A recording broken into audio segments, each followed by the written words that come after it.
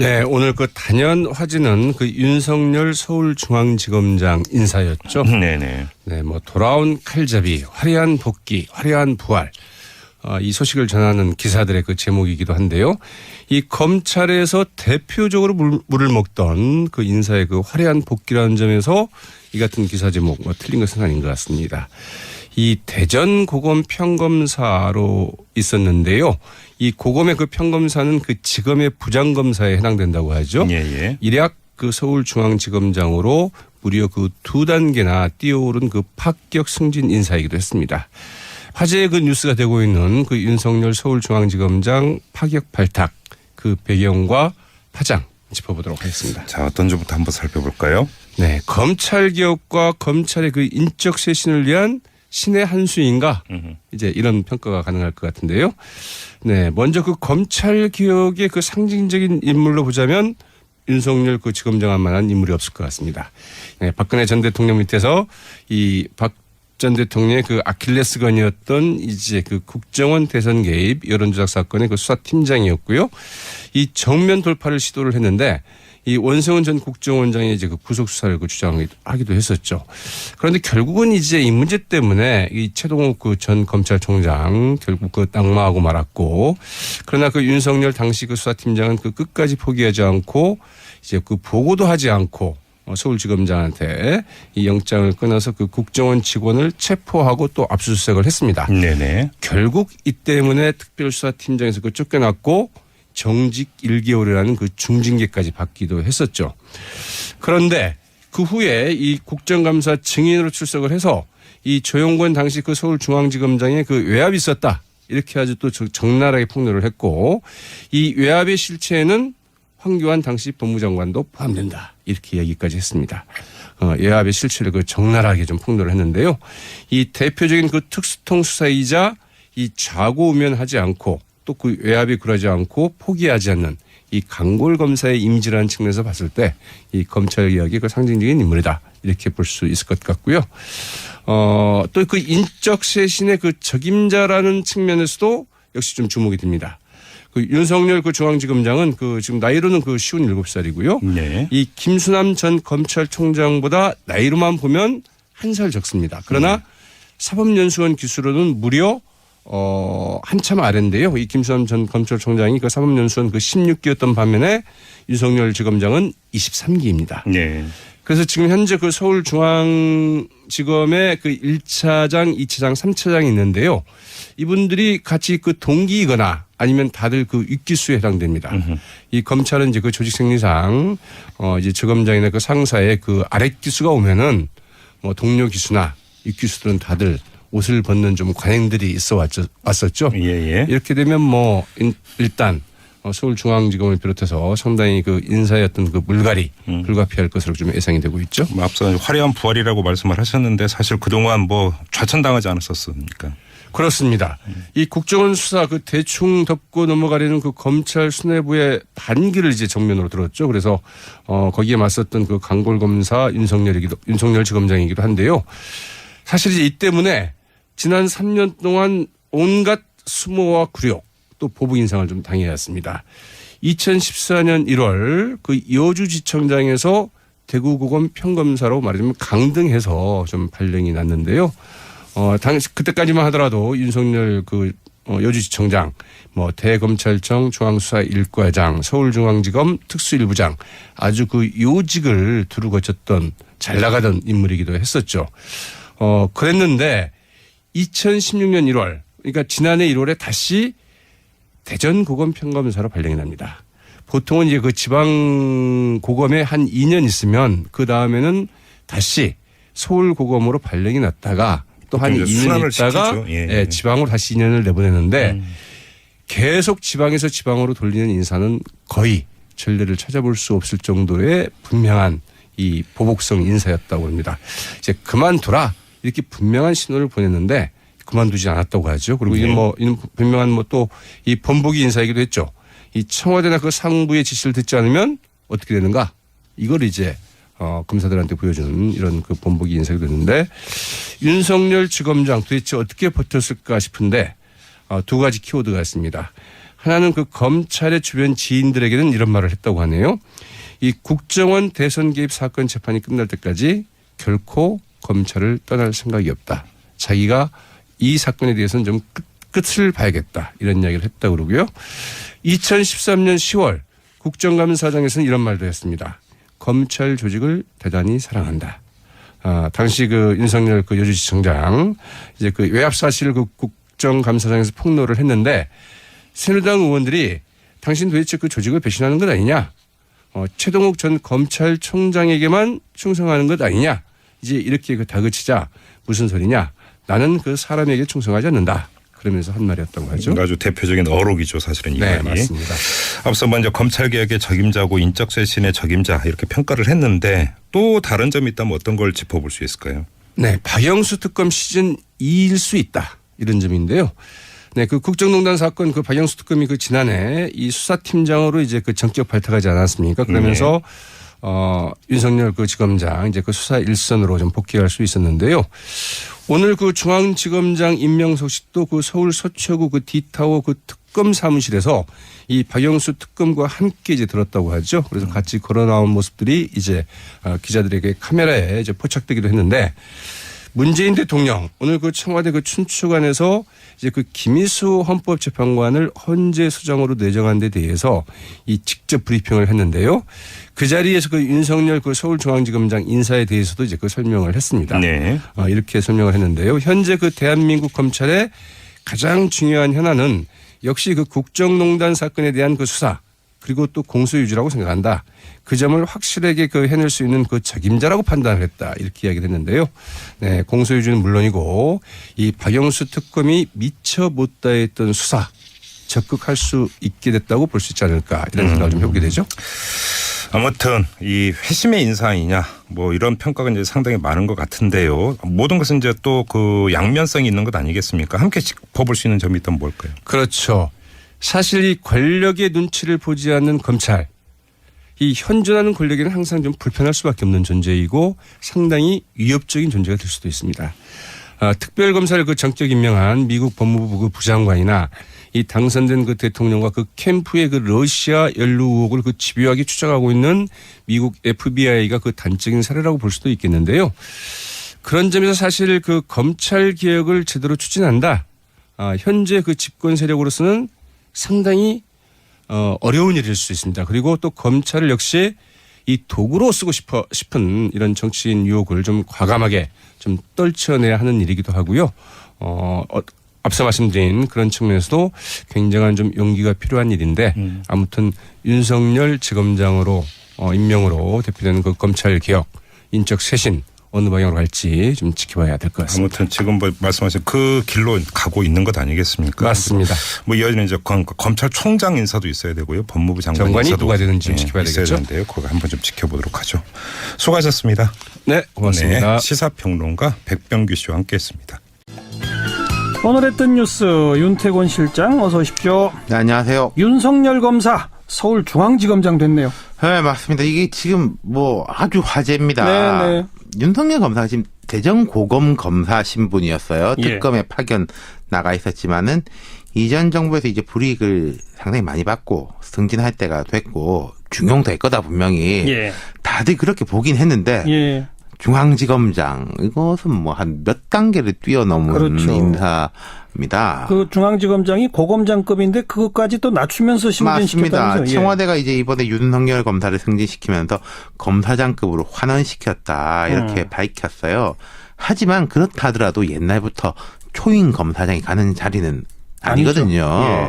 예. 전임자고 기수로 쳐도 뭐 여기는 이제 검찰은 워낙에 사법고시 기수 많이 따지지 않습니까? 네. 4개, 5개 정도 나거든요. 뭐 연일 검찰에 대한 뉴스가 그 나오고 있는데 아주 지금 검찰은 태풍 속이에요. 오늘 이제 같이 발표된 것이 이제 일단 윤석열 서울중앙지검장하고 안태근 법무부 검찰국장 두 사람 다 사의를 표명했는데 이게 감찰 중이니까 사의 받아들이지 않았었죠. 그랬죠.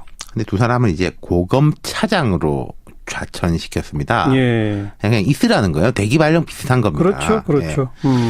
그러면서 같이 이제 대신에 윤석열 검사를 이제 서울중앙지검장으로 앉혀놓고 그리고 최근에 청와대 반부패 비서관이 된 박형철 변호사가 그 국정원 대선 개입 문제 수사할 때 윤석열 이제 지검장 바로 밑에 있었던 검사거든요. 네. 부팀장이었거든요. 그렇죠. 수사팀장, 수사부팀장. 맞습니다. 예.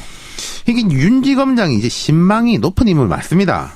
그리고 뭐 코드 인사 이렇게 보기는 어렵다는 이야기도 많은 게 저도 이제 윤 지검장에 대해서 조금 옛날부터 취재를 해봤는데 상당히 보수적인 인물이에요. 이분이 네, 네. 뭐 진보적인 분은 아니에요. 어허. 근데 보수적이니까 법은 법대로 해야 된다라는데 아주 정확한 사람이라는 거죠.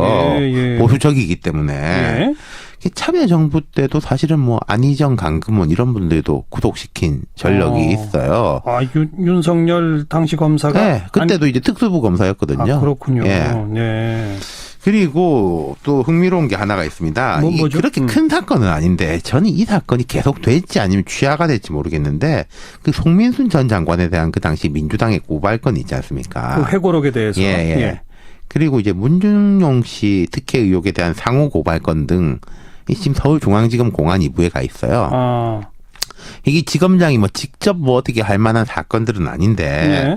어쨌든 대통령 관련 사건들 아닙니까? 예. 이게 이제 윤 검사장 입장에서 시험대가 될 것이고 뭐 여야 다 들여다보겠죠. 그런데 이게 대선 과정에 이게 상호 고소 고발한 거는 대체로 또 취하하고. 그러니까 저는 그게 맞다고 봅니다. 그래 좀 부담을 덜어주는 의미도 있는 거고요. 뭐 서로 간에. 예. 아무튼 이 검찰의 기수 파괴라는 의미도 있고 네. 아주 대대적인 인사 혁신, 인사 태풍이 예고된다. 네. 이렇게 정리하면 될 것 같고요.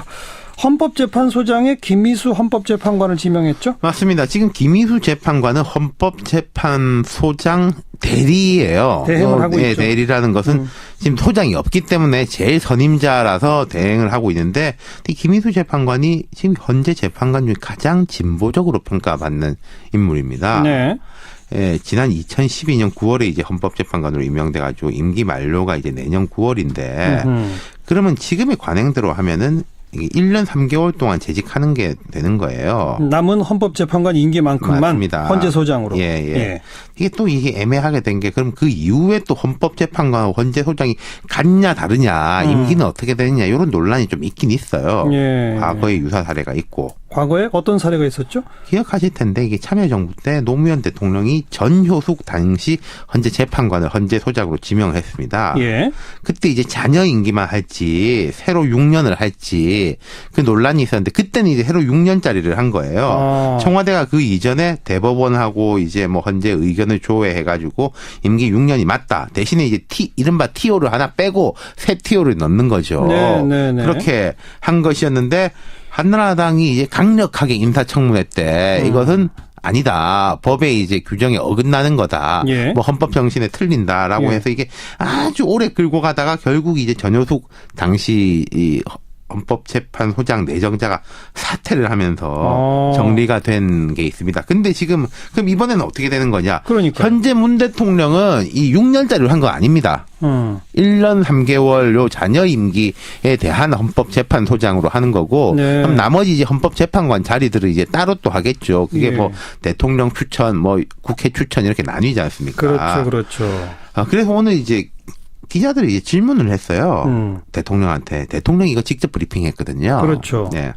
여기에 대해서 명료하지 않고 논란이 있는 사항이니 앞으로 국회가 이 부분을 입법적으로 정리해 주길 바란다. 예. 지금으로서는 일단 헌법재판관 자녀 임기 동안 헌재 소장을 하게 되는 것이라고 판단하고 있다. 이렇게 말을 했습니다. 내년 9월까지. 예, 저는 이게 되게 전략적인 판단이라고 보는 게 6년짜리입니다라고 했다가 이게 또 12부터 아주 밀리는 것보다 그렇죠. 1년 반인데 그쪽에서 정리가 된다면은 6년을 바꿀 수도 있는 거잖아요. 네. 공을 국회에다 떠넘긴 그런 셈이 되는 그렇죠. 거죠. 예. 그런데 지금 헌법재판소장이 문제가 아니라 헌법재판관 공석이 여전히 있잖아요. 그렇죠. 빨리빨리 그것도 충원을 해야 되지 않습니까? 예. 거기도 이제 뭐 충원이 돼야 되겠죠. 근데 그게 이제 각자의 이제 몫이 있지 않습니까? 예. 이 앞에 몫은 저기였었어요. 이제 대법 원장 몫이었죠. 예. 이선혜 재판관이라고. 그래서 지명을 했잖아요. 이정미 저기 후임인데 네. 지금 박한철 전 소장 후임은 대통령 몫이에요. 그러니까. 예, 여기도 이제 지명이 들어가야 되는 거죠. 근데 제 생각에는 예. 이게 지금 이제 문 대통령은 1년 3개월짜리라고 했습니다만은 이게 아마 정리가 된다면 그때 하지 않을까 싶기도 해요. 법적 정리와 함께 예. 임기 문제에 대한 예. 정리와 함께 그렇죠. 신임 헌법재판관도 또 지명하는. 네. 이게 아주 진보적인 인물을 해서 이제 개혁성을 맞추고 다른 시비는 걸리지 않도록 되게 조심했다고 보는 게 맞겠죠. 알겠습니다. 수고하셨어요. 감사합니다. 윤태곤 실장이었습니다. 네, 오늘 그 단연 화제는 그 윤석열 서울중앙지검장 인사였죠. 네네. 네, 뭐 돌아온 칼잡이, 화려한 복귀, 화려한 부활. 이 소식을 전하는 기사들의 그 제목이기도 한데요. 이 검찰에서 대표적으로 물을 먹던 그 인사의 그 화려한 복귀라는 점에서 이 같은 기사 제목 뭐 틀린 것은 아닌 것 같습니다. 이 대전 고검 평검사로 있었는데요. 이 고검의 그 평검사는 그 지검의 부장검사에 해당된다고 하죠. 예. 일약 그 서울중앙지검장으로 무려 그 2단계나 뛰어오른 그 파격 승진 인사이기도 했습니다. 화제의 그 뉴스가 되고 있는 그 윤석열 서울중앙지검장 파격 발탁 그 배경과 파장 짚어보도록 하겠습니다. 자, 어떤 점부터 한번 살펴볼까요? 네, 검찰 개혁과 검찰의 그 인적 쇄신을 위한 신의 한 수인가 이제 이런 평가가 가능할 것 같은데요. 네, 먼저 그 검찰 개혁의 그 상징적인 인물로 보자면 윤석열 그 지검장한 만한 인물이 없을 것 같습니다. 네, 박근혜 전 대통령 밑에서 계속 지방에서 지방으로 돌리는 인사는 거의 전례를 찾아볼 수 없을 정도의 분명한 이 보복성 인사였다고 합니다. 이제 그만두라 이렇게 분명한 신호를 보냈는데 그만두지 않았다고 하죠. 그리고 이게 뭐 분명한 뭐 또 이 번복이 인사이기도 했죠. 이 청와대나 그 상부의 지시를 듣지 않으면 어떻게 되는가?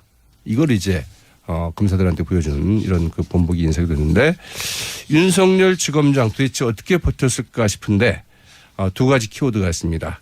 하나는 그 검찰의 주변 지인들에게는 이런 말을 했다고 하네요.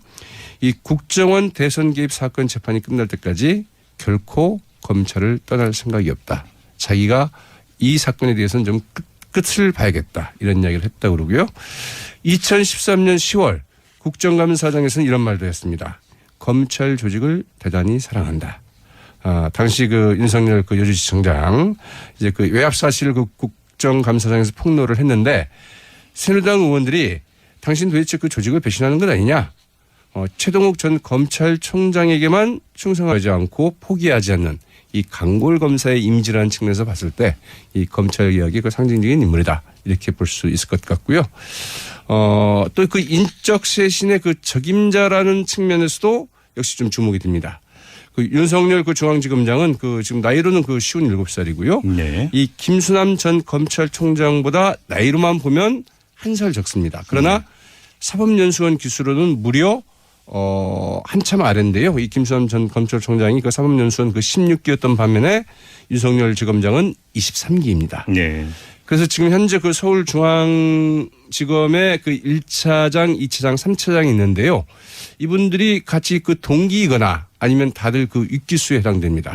이 검찰은 이제 그 조직생리상 이제 지검장이나 그 상사의 그 아랫기수가 오면은 뭐 동료 기수나 윗기수들은 다들 옷을 벗는 좀 관행들이 있어 왔었죠. 예. 이렇게 되면 뭐 일단 서울중앙지검을 비롯해서 상당히 그 인사였던 그 물갈이 불가피할 것으로 좀 예상이 되고 있죠. 뭐 앞서 화려한 부활이라고 말씀을 하셨는데 사실 그동안 뭐 좌천당하지 않았었습니까? 그렇습니다. 이 국정원 수사 그 대충 덮고 넘어가려는 그 검찰 수뇌부의 반기를 이제 정면으로 들었죠. 그래서 거기에 맞섰던 그 강골 검사 윤석열 지검장이기도 한데요. 사실 이제 이 때문에 지난 3년 동안 온갖 수모와 굴욕 또 보복 인상을 좀 당해야 했습니다. 2014년 1월 그 여주지청장에서 대구고검 평검사로 말하자면 강등해서 좀 발령이 났는데요. 당시 그때까지만 하더라도 윤석열 그 여주지청장, 뭐 대검찰청 중앙수사 1과장, 서울중앙지검 특수일부장 아주 그 요직을 두루 거쳤던 잘 나가던 인물이기도 했었죠. 그랬는데 2016년 1월, 그러니까 지난해 1월에 다시 대전고검 평검사로 발령이 납니다.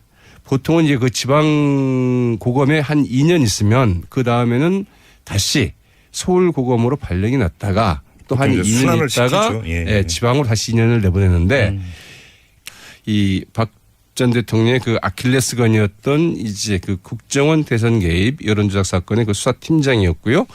이 정면 돌파를 시도를 했는데 이 원성은 전 국정원장이 이제 그 구속 수사를 그 주장하기도 했었죠. 그런데 결국은 이제 이 문제 때문에 이 최동욱 그 전 검찰총장 결국 그 낙마하고 말았고, 그러나 그 윤석열 당시 그 수사팀장은 그 끝까지 포기하지 않고 이제 그 보고도 하지 않고 서울지검장한테 이 영장을 끊어서 그 국정원 직원을 체포하고 또 압수수색을 했습니다. 네네. 결국 이 때문에 특별수사팀장에서 그 쫓겨났고 정직 1개월이라는 그 중징계까지 받기도 했었죠. 그런데 그 후에 이 국정감사 증인으로 출석을 해서 이 조영권 당시 그 서울중앙지검장의 그 외압이 있었다, 이렇게 아주 또 적나라하게 폭로를 했고, 이 외압의 실체에는 황교안 당시 법무장관도 포함된다, 이렇게 얘기까지 했습니다. 외압의 실체를 그 적나라하게 좀 폭로를 했는데요. 이 대표적인 그 특수통 수사이자 이 좌고우면하지 않고 또 그 외압이